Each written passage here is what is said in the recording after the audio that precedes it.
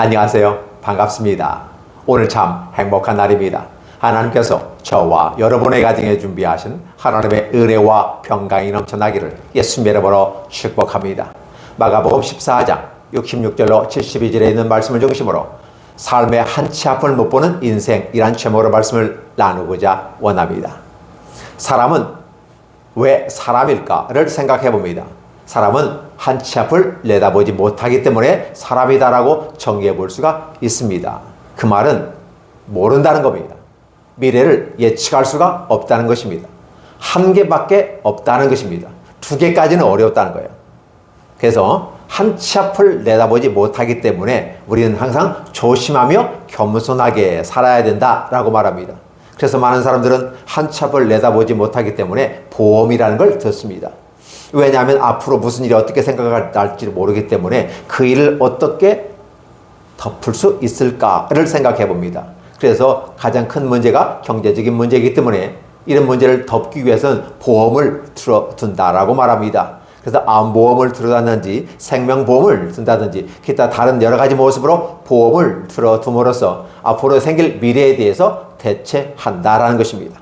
지혜로운 방법 같기도 합니다. 또 우산의 역할도 감당하기 때문에 그렇다고 여겨지기도 합니다. 결국은 우리가 느껴지는 것은 이 모든 한 행위가 우리가 부족하고 연약하구나라는 사실이에요. 하나님을 떠난 인간에게 있어서 나타나는 현상은 외로움이고 그것이 지나치면 괴로움이게 되는 것이고 또 우울에 빠지게 됨으로써 죽음에 이르는 병이 되기도 합니다. 그래서 우울증은 죽음에 이르는 병이라고 철학자들이 말하기도 하는 것인데 이러한 것들이 굉장히 멋있게 느껴지는 것이 바로 하나님 앞에서 인간의 실존을 보았기 때문에 명언이 되는 것입니다. 그래서 결국은 하나님을 떠난 인간에게는 한계가 주어지는데 그 한계는 인간의 힘으로 극복할 수가 없고 오직 전능자이신 우리가 출발점에 있었던 그 하나님으로부터 문제가 해결될 때 이 모든 것이 해결된다는 사실입니다. 그래서 우리의 미래는 불확실성 속에 있다, 애매모호함에 있다라고 볼 수도 있는 것입니다. 따라서 우리는 이러한 것을 극복하는 방식이 보험이 아니라 하나님이어야 한다고 한다면 현대를 살아가는 사람들은 저 목사 미쳤구만 이렇게 얘기하는 사람도 있어요. 미친 건 미치죠. 왜냐하면 보이는 것만 가지고 말하는 이 세대 속에서 보이지 않는 하나님을 얘기하고 하나님의 은혜를 얘기하면 과연 아멘 하며 나아가는 사람이 몇 명이나 될까요? 사실 하나님이 우리의 삶을 이끌어 주시는다고 한 이 내용에 함께 훅 하고 빠져들면서 그분의 실존을 느끼고 그분 앞에 내가 섰다는 사실을 내가 느끼는 그 사람에게는 이 말이 아멘으로 다가오게 될 것입니다. 근데 여러분들이 이 말씀을 들었을 때 그렇게 내가 하나님 앞에 훅 빠지게 되고 나의 생각과 나의 언어와 나의 행동들이 내가 계획하고 말한 것에 의해서 표출되는 결과로 나타나는 것이라고 생각한다면 여러분들은 여전히 하나님 앞에 훅 하고 빠져들지 않았기 때문에 하나님이 계십니다. 하나님의 은혜가 있습니다. 충만합니다. 이것이 복이고 이것이 영생입니다 라고 말하면 희망사항이라고 말하는 사람들이 많이 있습니다. 여러분들은 어떻게 생각하십니까? 여러분의 한계를 느끼고 경험하십니까? 우리는 에릭슨이 말한 심리사회학적 관점에서 8단계로 삶의 과업을 통해서 우리의 불안과 위험을 극복하는 그 길에 서야 된다고 말하는 것입니다. 즉 과업, 인생의 생애사 속에 발달하는 과정 속에서 한 과업을 완수했을 때는 성공하지만 그것을 이루지 못할 때는 실패하고 좌절하고 낙심하게 되고 인생의 위험을 더욱더 느끼게 되는 것입니다. 그래서 그런 걸 극복하는 방식, 그래서 과업을 수행함으로써 우리는 잘하고 있어. 그리고 이렇게 잘하고 또 칭찬하면서 다음 단계 과업을 잘할 수 있어 라고 격려하고 위로해하면서 우리에게 당면한 문제를 극복해보려는 것이 굉장히 눈물겹도록 고맙고 감사한 것이고 또 인생을 살아갈 때 그것이 또 필요하다는 것. 그리고 이게 적절하게 연구의 결과로 나와진 하나의 학문적인 이론이기 때문에 대단히 도움이 됩니다. 그 시험 볼 때도 이거 대단히 중요해서 항상 시험에 나오고 있어요. 에릭슨의 심리사회학적 8단계 속에서 몇 단계의 어떤 특징들을 쓰라 이런 식의 이제 표현하는데 고르시오 이렇게 많이 쓰게 됩니다. 맞습니다. 오죽했으면 학자들이 이런 단계를 만들어 놓았을까요? 그럼에도 불구하고 여전히 긍정적인 부분에서는 그런 성과를 얻어서 성공하는 인생이 될 수 있고, 인생이 한치 앞을 내다 못하는데 오히려 기쁨과 즐거움으로 갈 수 있다면, 그 반대쪽에 있는 실패한 사람들은 어떻게 한다는 말인가? 대답이 없어요. 그러니까 하나 이론을 만들어서 대처하는 방법은 제시하지만 반대되는 입장에 있는 사람들에 대한 대안을 제시하지 못하고 있다라는 것입니다. 심리사회학적인 관점에서 인간의 이런 관점에서 두려움을 극복할 수 있다고 말하는 것입니다. 여전히 한계점이 있더라는 것입니다. 목사가 하나님의 말씀을 가지고 이 땅을 살아가고 인생을 논하게 될 때는 바로 그런 부분입니다. 이 세상은 분명히 안다는 거예요. 뭘 아느냐? 인생은 한계가 있고 부족하다는 것이에요. 5분 후의 일을 알지를 못하기 때문에 우리는 그래서 무당을 찾아가기도 합니다. 그래서 내가 장관이 될 수 있을까요? 내가 대통령이 될 수 있을까요? 내가 이번에 국회의원이 될 수 있을까요? 또 도의원과 시의원이 될 수 있을까요? 구청장이 될 수 있을까요? 라고 묻기도 하는 것입니다. 그 묻는다는 개념은 그만큼 불안하고 불안하다는 거예요. 될지 안 될지도 모르는 가운데 내 에너지와 경제를 다 투자해서 내가 소기의 목적을 달성하려고 노력하지만 여전히 모른다는 것입니다. 그래서 이런 차원에서 봤을 때 국민들에게 주어진 참정권을 통해서 아주 소중한 한 표를 행사함으로써 국민의 뜻을 드러내게 되고 진정한 하늘의 뜻을 대변하는 사람들의 이 투표로 말미암아 대통령이 되기도 하고 국회의원이 되기도 하고 시장이 되기도 합니다. 또 시의원도 되기도 합니다. 이런 모든 과정 속에서 결국은 우리는 여전히 인간의 한계를 느끼고 있었다는 사실입니다. 예, 맞습니다. 그러나 답은 하나입니다. 어떤 답일까요?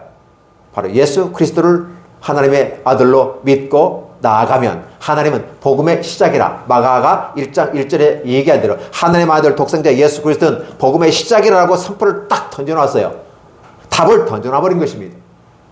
답을 던져놨는데 문제는 그 답을 답이라고 인정하는 사람이 있는가 하면 그 답을 답이라고 인정하지 않는 사람이 있다는 거예요. 여러분들, 예수 그리스도가 하나님의 아들 복음의 시작이라고 마가가 선언한 이 말에 아멘으로 화답하겠습니까? 노맨으로 화답하겠습니까? 아니면 쭈삣쭈삣 그럴까 아닐까 헷갈리네 라고 말씀을 하시겠습니까? 분명히 여러분들의 답은 정해져 있습니다. 그럼에도 불구하고 오늘 마가는 1장부터 시작해서 오늘 14장에 이르기까지 지속 발전하며 나아가는 모습은 바로 독생자 예수는 하나님의 아들로서, 그렇죠, 성부 하나님 아버지의 그 명령을 따라 그 계획을 따라서 실행자로서 사랑의 전달 체계로서 오셔서 예수님은 우리에게 사랑을 실천해주고 전달해 주었다는 것입니다. 그리고 그걸 마침표를 찍는데 이제 다 이루었다라고 십자가상에서 가상 7월의 말을 하고 운명하시다라고 해서 정확히 그분은 죽으셨다가 다시 살아나셔서 오늘 우리를 위해서 죽으셨던 예수님께서 우리를 위해서 부활하심으로 말미암아 하나님 보좌 우편에 올라가서 인을 지시고 다시 내려오신다는 사실입니다. 그 내려오심이 과연 우리의 미래이고 언제 내려올 것인가 라고 하는 부분에서 천년의 역사를 우리가 바라보면서 여러 가지 학설을 얘기하기도 하지만 그런 학설이 중요한 것이 아니라 오늘 독생자 예수께서 하나님 보호자 우편에 앉아 계시고 오늘 저와 여러분을 위해서 기도하고 계시고 우리의 처소를 예비하고 계시고 그래서 오늘 우리가 두려워하는 내가 집 없는 천사처럼 성냥팔이 소녀처럼 갈 집이 없고 거처할 곳이 없는 이러한 우리들의 암담한 현실, 달리 말하면 에덴 동산에서 쫓겨났던 그들은 거처할 곳을 찾지를 못하게 되는 것입니다. 에덴 동산이 하나의 커다란 집이라 한다면 하나의 팰리스라 한다면 그걸 놓쳐버렸기 때문에 우리가 그에 쫓겨났기 때문에 더 이상 우리는 집이 필요한 것이죠. 이것에 대한 문제 해결로서 내가 가서 너의 있을 곳을 준비하겠다라는 말입니다. 그러니까 에덴 동산을 잃어버렸던 신락원으로 쫓겨난 인간들에게 복락원으로 새롭게 만들어버린다는 것입니다. 그러니까 에덴 동산을 회복하는 복락원으로 만들기 위해서 주님은 하나님의 보좌 우편에 올라가셔서 도장을 받으시고 준비하고 계시고 오늘 저와 여러분들의 거처할 곳 초창기의 에덴 동산과 같은 그런 멋지고 아름다운 것을 준비하고 계신다는 것입니다. 그리고 아울러서 너희가 그곳에 쫓겨나왔던 것처럼 우리는 다시 우리를 데리고 그곳으로 들어가겠다는 것입니다. 그래서 주께서 재림하시는 그 모습을 우리는 멋있게 휴가라는 이름으로 기다리고 있는 것입니다. 주님께서 이 땅에 재림하여 오실 때 오늘 저와 여러분들은 어떠한 모습으로 갈는지 성경에 기록된 표현들은 언어적 표현이고 문학적인 표현 속에서 나타나는 인간이 이해할 수 있는 부분으로 표현했기 때문에 과연 그대로 올지 아니면 약간의 변형이 되어서 올지는 모르겠지만 하나님께서는 반드시 저와 여러분을 데리고 안식할 수 있는 곳으로 들어가겠다고 하는 것입니다.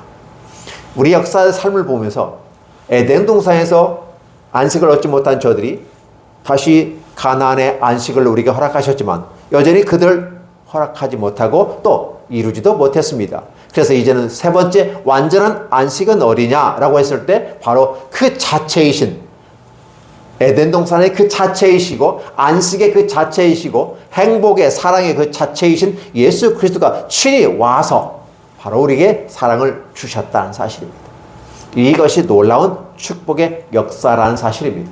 그렇다면 오늘 저와 여러분들은 한치 앞을 내다보지 못하는 그 과정들을 한번 보시기 바랍니다.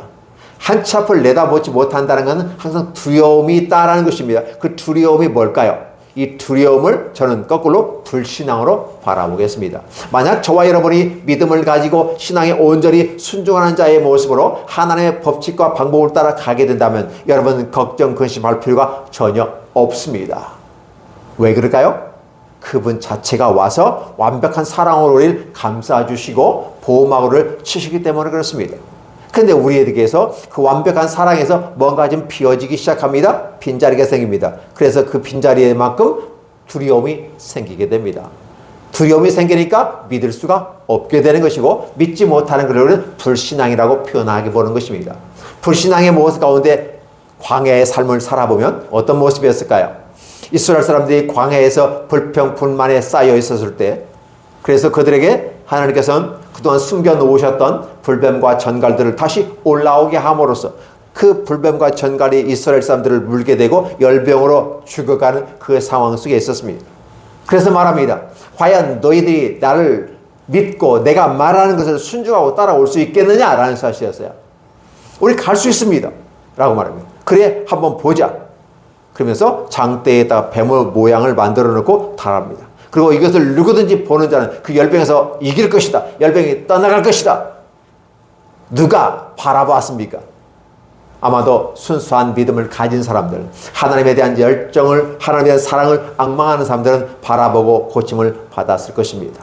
그럼에도 불구하고 여전히 아니, 약도 주지 않고 치료도 주지 않고 의사도 보내주지 않은 상태에서 뭐라고? 장대에 매달린 뱀을 보라고? 그러면 낫는다고? 열병이 떠난다고? 이런 비과학적이고 비현실적인 제안을 제시하면서 우리 보고 순종하고 따라오라고? 하면서 그들은 쳐다보지 않았습니다.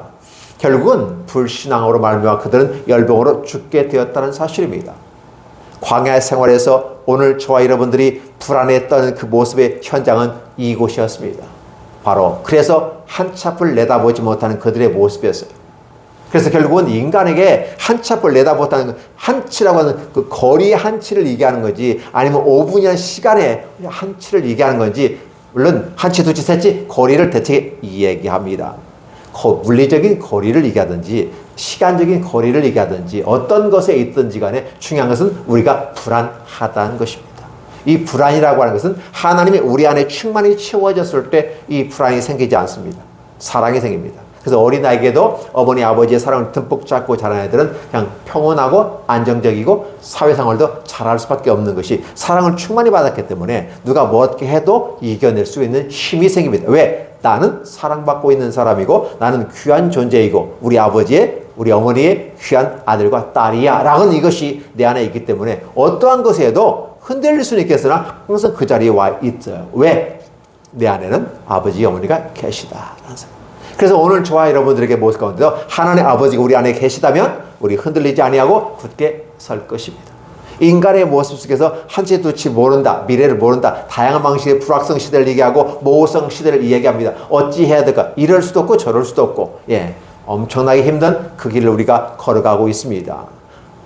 반도적인 차원에서 일본이 앞에 있을 수도 있고 중국이 앞에 있을 수도 없고 그렇죠. 미국에 완벽하게 갈 수도 없고 중국에 완벽하게 갈 수도 없는 그 상황. 그래서 우리는 이러한 것때 전략적 모성이라는 하나의 틀을 가지고 가면서 어디에 실리를 둘 것인가 라고 하면 안보는 미국에, 경제는 중국에. 근데 그것마저도 혼합되어지는 가운데 결국은 무엇을 위할 것인가? 대한민국의 유익을 위하고 국민에게 유익을 위하는 일을 선택한다는 이라는 것은 굉장히 멋있는 발상이기도 합니다. 근데 어떻게 해야, 어떤 선택을 해야 과연 국민에게 유익이 되고 대한민국의 안정적인 모습으로 갈 것인가는 또 다른 모습으로 우리에게 다가오고 선택사항으로 다가옵니다. 그 오늘 저와 여러분들의 모습은 바로 그런 부분들이에요. 바로 두렵고 외롭고 힘든 인생들에게 주님은 찾아오셔서 내가 너의 아버지고 내가 너를 사랑한다. 장시간 너와 나와 떨어져 있기 때문에 너의 마음속에 하나님이라는 그림자가 비춰지지 않은 것처럼 느꼈고 하나님 없는 호화와 남편 없는 과부와 거처할 곳이 없는 나그네 같은 인생이 너의 모습은 아니겠느냐. 따라서 내가 너의 남편이 되어서 고아의 것을 그 아내 과부의 것을 면하게 해주고 너희가 아버지가 없어서 고난당하는 그 고아의 모습을 내가 딱지를 떼어줄 것이다. 내가 나그네 같은 인생을 살지만 나그네가 아니라 나의 가야 될 본향이 있고 나의 거주할 집이 있는 그런 모습으로 내가 아름다운 천국을 너에게 준비할 거야. 이렇게 내가 준비하고 있는데 너희가 여전히 나를 신뢰하지 못하고 떠나는구나. 안타까운 일이다. 그러나 내 사랑을 알아다오 라고 말하면서 함께 토론하자, 대화하자 이렇게 얘기하는 것이 호세아서를 읽어보면 이런 것들이 많이 나타나요. 오늘 성경 본문에도 마찬가지입니다. 오늘 성경 본문에도 베드로의 여러 가지 모습 가운데 호언장담하고 하는 이 베드로의 모습을 보시기 바랍니다. 모든 사람이 나를 부인하고 나를 떠날 것이다 라고 하는 부분 속에서 얘기했는데 다른 사람은 다 그럴 줄 알고 저는 안 그럽니다. 호언장담합니다. 아니 누구를 비교하냐고. 다른 사람은 다 그렇게 하는 줄 알죠. 나는 안 해요. 난 의리 있는 사람이라니까요. 예, 의리 있는 사람이 오늘 본문에서 뭐 하고 있습니까? 바로 예수님을 3번씩이나 부인하고 저주하고 욕하고 나는 절대 그런 사람을 알지를 못해 라고 합니다. 그러나 막판에 가서 주님의 예언의 말씀을 기억하시죠? 내가 3번 부인한 다음에 닭이 2번 울 것이다. 기가 막힌 거예요. 닭이 2번 울은 다음에 3번 부인한, 그러면 아마 다 눈치챌 겁니다. 근데 상황과 여건, 미래의 한 치 앞을 내다보지 못하는 상황 속에서 예수님은 지금 심판을 받고 있고 예수님은 당당하게 지금 얘기하고 있는 겁니다. 내가 하나님의 아들로서 복음으로 이 땅에 왔다는 당당하게 제시하고 있는데 그에 대한 반대 개념으로 베드로는 두렵고 떨고 무서워서 부정하고 바로 독생자이신 예수님을 부인하는 이 일에 섰다는 사실을 마가는 대조시켜서 이 얘기하고 있다는 것입니다. 왜 예수님은 그렇게 겟세마네 동산에서 완벽하게 기도하고 땀방울이 핏방울이 되게끔 기도하고 난 다음에 이제 때가 되었으니 가자 하면서 십자가에 죽으시기 앞서서 심판을 받는데 당당하게 떳떳하게 정확하게 자신의 의견과 소신을 얘기하는 당당한 모습인 반면에 베드로는 기도하지 못하고 주저앉아서 잠만 자다가 시험에 들지 않도록 깨어있으라라고 하는 이 안타까움. 육체가 힘들구나. 깨어있는 마음은 깨어있고 싶은데 육체가 약하구나 라고 주님께서 얘기하시는 것이죠. 물론 몸은 한계가 있기 때문에 건강을 관리를 하면서 인생을 살아가는 것은 필요합니다. 그래서 건강관리라는 차원에서는 대단히 중요한 것입니다. 그럼에도 불구하고 오늘 우리에게 얘기하는 것은 바로 하나님 아버지, 그분이 우리에게 계시다는 사실입니다. 이러한 것들을 이해를 못하면 베드로처럼 이렇게 부인한 위치에 서게 됩니다. 베드로는 화려한 사람이었습니다. 오늘 이 전체적인 부분이 베드로가 주제가 될 사람이에요. 베드로는 주는 그리스도시요 살아계신 하나님의 아들이다라고 멋진 말을 해서 칭찬받았던 모습이에요. 그리고 주님께서 바로 그 다음에 순환을 고지할 수 있는 3번의 과정 속에서 십자가에 못 박혀 죽으시고 3일 만에 살아나리라 라는 이 말들을 하겠는데 바로 저는 그리스도라고 하는 자체가 죽으셔야 된다는 사실을 이야기하기 위해서 하나님이 주신 음성이고 베드로는 이에 대해서 자신의 입을 통해서 이야기하고 있는데 베드로는 그걸 알지를 못했던 것이죠.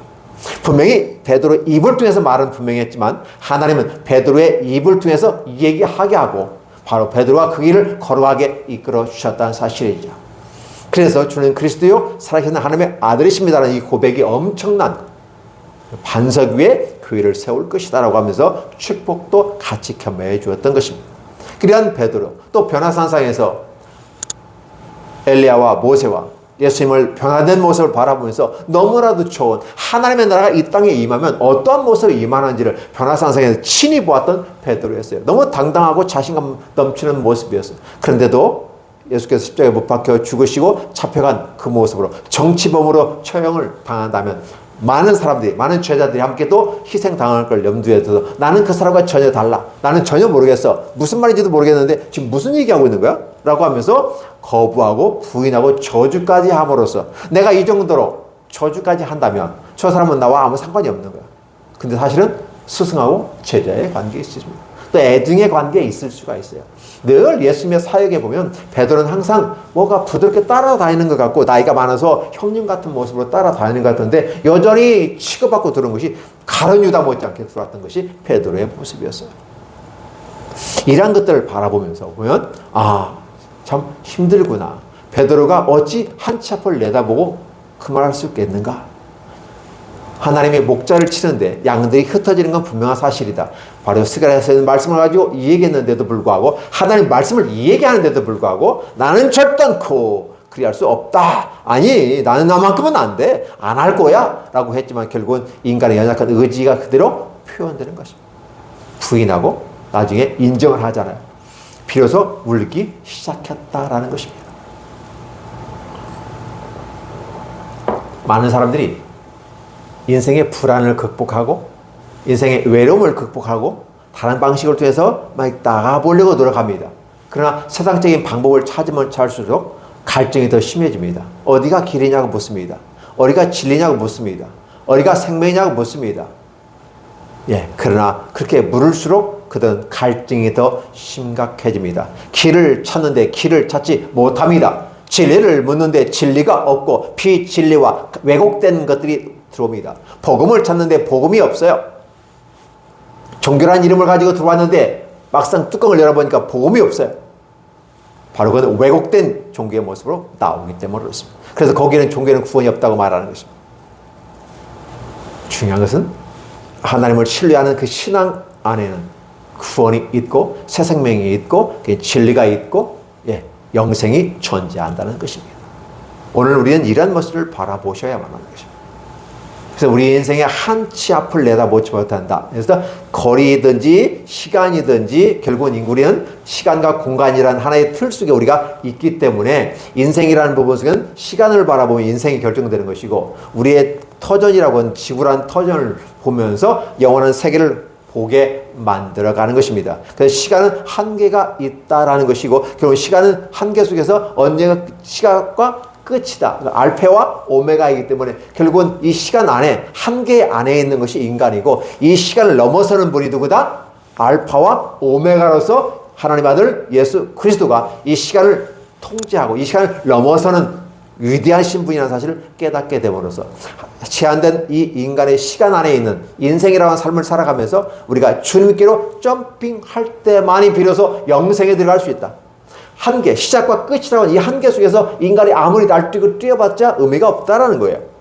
그런데 알파와 오메가 이 진 예수 그리스도에로 우리가 점핑을 하고 이 점핑한다는 건 종교에 머물러 있지 아니하고 바로 나 자신을 인간의 어떤 것들 방식 이 세상의 것을 버려버리고 주님께로 가게 되는 것입니다. 그래서 예수님 믿으면 은혜를 받고 예수 믿으면 구원을 받고 예수님은 우리의 길과 진리와 생명이 되어서 우리의 안전을 보장하십니다 라고 보험이 아닌 예수 그리스도가 진정한 보험이라고 얘기한다 할 때 아멘으로 받을 수가 있는 것입니다. 그렇기 때문에 중요한 것은 여러분 기억해 주세요. 같은 교회당에 있는 사람들 중에 어떤 분은 양의 자리에 있고 어떤 분은 염소의 자리에 있을 수 있습니다. 양은 무엇이고 염소는 무엇일까요? 양은 하나님의 말씀을 듣고 그대로 순종하고 살아보려고 노력하며 그대로 그 길을 따라가는 모습이 양의 모습이란다면 염소는 어떤 모습이었을까요? 평상시에 좋고 행복하고 아름다운 것은 함께 동참하지만 그러나 내 마음의 뜻과 내 방식과 내 삶의 스타일과 어긋나면 뿔로 받아버리고 이마로 받아버리는 것이 염소의 모습인 것입니다. 즉 저항한다. Against the Lord. 하나님 앞에 저항하는 것들입니다.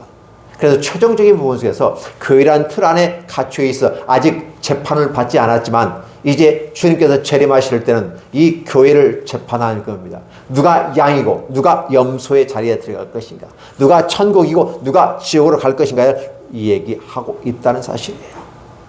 결국은 이 땅을 살아가면서 지혜롭게 살아가는 사람들이 오히려 염소와 같은 사람이 지혜롭게 살아가는 것처럼 보일 수도 있습니다. 나에게 좋은 것은 그렇잖아요. 나는 잘해주는 거니까 굳이 뿔을 드러낼 필요가 없어요. 같이 좋고 웃고 행복하게 살아가면 되는 것입니다. 근데 만약에 살아감에 있어서 하나님의 말씀이라 할지라도 내가 살아온 방식과 내 스타일과 내 패턴에 맞지 않는다면 나는 받아버리겠어라. 그러면 그게 너무 지혜로운 것 같아요. 세상에서 보면. 세상적 관점을 보면 진짜 염소는 아주 중도적인 입장에서 저 바깥에 나간 마귀 자식도 아니고 그 다음에 또 하나님 자식도 아니면서 어중간하게 서 있으면서 있는 존재들 같습니다. 이게 염소의 자리예요. 왜 그럴까요? 하나님의 것도 취할 건 취하고 세상 것도 취하면 취할 것, 이 두 가지를 다 잡고 있는 겁니다. 그렇기 때문에 염소인 것입니다. 그래서 그 염소는 결국은 심판을 받게 되고, 염소는 결국은 하나님보다는 자신을 붙잡고 있고 자신의 야망과 욕망과 야망을 붙잡고 있는 것이고, 그걸 우리가 그래서 종교라고 말하는 것이고, 그 종교라고 왜 하냐? 탐심이 그에 있기 때문에 그렇습니다. 그 때문에 그에는 최종적으로 심판을 받게 된다는 사실을 기억해 주셔야만 하는 것입니다. 하나님께서 오늘 저와 여러분들에게 이 얘기하는 것입니다. 우리가 세상에서 두려워하고 외로워하고 불안한 이 모습이 바로 어디서 있는가? 그래서 이제 이 땅에서는 기준이 노후를 준비하라 그러면서 경제적인 문제가 준비되어 있느냐고 물으면서, 경제가 준비되지 않으면 노후가 좀 경제적으로 힘드니까 피곤할 수 있어 라고 기준을 제시하는 겁니다. 삶을 살아가는 데는 이 경제는 대단히 중요한 부분이기 때문에 꼭 필요한 부분입니다. 그러나 이 경제가 다 있다고 해서 완벽하게 행복한 모습은 아니라는 사실입니다. 그래서 나이가 들면서 자신의 정체성을 확립하고 하나님 앞에서 나는 누구인가를 깨달아 나가는, 그래서 인생이라고 하는 부분은 내 마음대로 사는 것이 아니라 하나님 마음대로 살아가는 것이고, 그 과정 속에서 나를 얼마만큼 내려놓고 세상 것을 내려놓고 주께서 원하시는 부분 내가 맞추어 갈 수 있느냐, 수능에 가려고 노력하는 그 모습이 바로 신앙이라는 사실이죠. 이렇게 갔을 때 하나님은 그 길을 열어주시는 것입니다. 한 가지 기억할 것은, 오늘 저와 여러분들의 삶 속에서 하나님은 친히 개입하시기를 원하신다는 겁니다. 근데 우리가 거부하니까 들어오지 않아요. 근데 하나님은 때로 우리가 하나님 앞에서 우리의 마음이 활짝 열려졌을 때 개입하시고 함께 하십니다. 때로는 나의 생각을 틀어버립니다. 분명히 좋고 아름다운 길이 있는데도 불구하고 좁고 힘든 길을 가요. 그 길 가면 안전하다고 생각하는 거예요. 이 길로 가도 되는데 굳이 이 길 안 가고 왼쪽으로 가다가 교통사고 나기도 하고 차를 받기도 했습니다. 저는 그걸 보면서 분명히 왜 이 넓은 길을 놓고 왜 이 길을 가야 된다고 생각했을까를 한번 경험해 봤습니다. 그걸 곰곰이 생각했습니다. 분명히 내가 남의 차를 받았기 때문에, 물론 살짝 받았지만 받긴 받아요. 서 있는 차를 받았기 때문에 보험 처리 다 해주었습니다. 근데 이 사건을 통해 느껴지는 건 뭐냐면, 내가 왜 이 넓은 길을 놔두고 이건 가면 되는 건데 왜 이쪽은 생각하지 않고 이쪽만 바라보고 이쪽으로 이렇게 틀면 여태껏 내가 해왔으니까 아무 상관이 없고 이 길로 가면 되는 거야 라고 생각해서 가다가 거리 측정이 안 됐는지, 아니면 어떤 의미를 저에게 깨닫게 하실는지 사고가 났던 것을 저는 경험해 봤습니다. 그리고 곰곰이 생각해 봤습니다. 보험 처리해서 얻게 된 모든 게 다 해결됐지만 더 중요한 건 뭐냐, 왜 내가 이쪽으로 오른쪽으로 돌면 그 넓은 길인데 가면 되는데, 아무 생각 없이 가면 되는데 왜 유독 왼쪽으로 가려는 생각을 가졌을까를 생각해 보는 것입니다. 그러니까 내가 생각은 분명히 합리적인 생각은 오른쪽으로 가는 게 좋다는 사실인데 왼쪽으로 가려고 하는 모습을 보였어요. 그래서 그렇구나. 내가 생각하고 내가 판단하는 이 모든 것들이 다 완벽하지는 않구나. 나는 생각한다, 고로 나는 존재한다. 내가 생각하는 순간만큼은 나는 현재 내가 존재한다니 인정할 수 있다. 이것은 분명한 사실이다. 여기서부터 진리를 시작해보자라고 합리론은 이 얘기에서 갔던 것은 사실이지만, 그러나 더 중요한 것은 나의 판단과 생각이 완벽하지는 않다. 나에게 선택도 완벽하지는 않구나. 그렇기 때문에 나의 선택마저도 하나님께 의탁하는, 그렇죠? 천부여 의지 없어서 두 손 들고 옵니다. 손 바짝 들고 항복, 두 손 들고 옵니다라는 말은 항복했다는 말이에요. 이 항복이 주님을 모셔드리는 자발적인 의미에서 손을 들고 나아가는 모습은 더 아름다운 것이라는 사실을 기억하셨으면 좋겠습니다. 오늘 저와 여러분의 인생을 하나님이 이끌어 가신다는 사실을 여러분들이 몇 프로 인정하십니까? 100% 인정하고 간 사람은 예수님이시고 사도 바울이었습니다. 그렇다면 오늘 저와 여러분들은 몇 프로의 주님의 개입과 그 개입을 인정하고 주님의 인도하심을 따라 갈 수 있느냐는 것이었습니다. 그렇게 갈 수 있는 사람은 비록 앞이 한치 앞을 내다보지 못한다 할지라도 두려워하지 않습니다. 앞에 무엇이 있는지 분명히 사자가 있을 수 있고 죽음이 있을 수 있고 어려움이 있을 수 있는 건 분명합니다. 왜냐하면 인생은 한번 살다가 죽는 건 정한 이치이기 때문에 죽음은 준비하고 있습니다. 그리고 또 다른 차원에서 보면 누군가가 나를 잡아먹으려고 내 걸 빼앗으려고 그 사자와 늑대와 이리와 야성에 넣는 모습들이 있을 수도 있습니다. 이런 것들이 기다리라 할지도 우리는 두려워하지 않는 것이 왜 그럴까요? 내 안에 내주하시고 이끌어 가시는 주님을 보기 때문에 그렇습니다. 그리고 내 판단 자체가 합리적이고 과학적이고 현실적이라고 한다 할지라도 효율적이라 한다고 생각하지만 여전히 이 판단도 흐릿하고 약하구나. 결국은 내가 인생을 살아가면서 하나님이 내 인생을 개입하시고 내 인생을 이끌어가고 있다. 그래서 내 인생의 키를 하나님께 맡겨 드려버리는 이런 모습. 마치 배를 몰 때 이 키를 잡고 갈 때 이 키를 하나님께 맡겨버리는 것처럼. 물론 내가 자꾸 돌린 것은 분명합니다. 그런데도 불구하고 이런 판단조차도 하나님께 의뢰하는 이러한 삶의 자세, 내 생각을 하나님 앞에 내려놓는 그 삶의 자세가 필요하다는 것입니다. 이리 할 때 그 어떤 풍랑이 일어나도 갈 수 있는 것이죠. 주님께서 바다 위를 풍랑이 있는 바다를 걸을 때 내니 잠잠하라. 주님은 풍랑을 잠잠케 하시기 때문에 그분 위에 걸어올 수도 있고 배에 있을 수도 있고 그러니까 그분은 아무 상관이 없어요. 왜? 넘어나드는 위치에 있기 때문에 그렇습니다. 왜? 하나님이 그렇게 길을 열어주셨어요. 우리의 인생 속에서 홍해 길을 주님은 물을 갈라서 그 바닷들 뻘을 말려서 마른 땅을 받고 가게 하셨던 하나님은 구약에서의 하나님이십니다. 신약에서의 하나님은 어떻게 할까요? 바다 위에 풍랑이 일 때 그 바다 위를 아예 지배하고 바다를 걸어서 와서 내니 두려워하지 말라. 내니 두려워하지 말라. 왜 두려워하느냐? 믿고 나가면 너도 바다 위를 걸을 수 있잖아. 근데 나를 바라보지 않고 내 뒤에 있는 파도를 바라보면 당연히 빠지는 건 당연한 거 아니겠어? 한계가 있는 너지가. 그냥 내 안에 들어오면 나만을 바라보면 설령 그런 파도가 있고 폭풍이 있고 바람이 거세게 불어도 너는 안전하다. 이것이 믿어지니? 그렇게 믿어지는 단계까지 들어가야 된다. 그랬을 때 그래서 네가 그리스도의 장성한 분량에 이를 수가 있다. 왜? 그 단계에 들어가게 되면 사랑 속에 푹 빠져 있기 때문에 설령 죽음을 내어놓는다 할지라도 목숨을 내어놓는다 할지라도 너는 그 길을 갈 수 있어. 다른 사람을 위해서 목숨까지 내놓을 수 있어. 그게 바로 그리스도의 장성한 분량에 이르는 것이다 라고 설명을 하고 싶습니다. 이 말씀을 듣는 저와 여러분들이 모두 다 예수 그리스도 안에서 행복하셨으면 좋겠어요. 한치 두치를 모르는 우리의 두려워한 인생을 주님 안에 들어오시면 주님 안에 들어오시면 그분은 처음이요 마지막이기 때문에 우리가 한계를 갖고 있는 이 한계를 주님께로 들어가 버리면 한계가 없는 그 주님의 안에서 내가 무한한 세계를 누릴 수 있다는 것입니다. 우리가 어떻게 영생으로 들어갈 수 있습니까? 말이 안 돼요.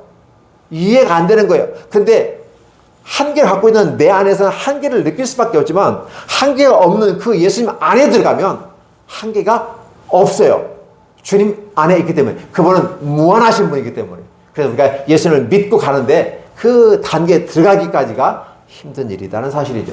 그 과정이 인간사이고 그게 바로 인생사이고 그래서 그 인생 동안에 우리는 무엇을 바라본다? 바로 그리스도 예수께 꼬린 되어졌으냐. 농구로 해서 공을 탁 던졌을 때 꼬린 되어지는 것처럼 여러분의 이 삶을 예수께로 던져서 꼬린 시키시기를 예수님으로 축복합니다. 기도하겠습니다. 하나님 감사합니다. 고맙습니다.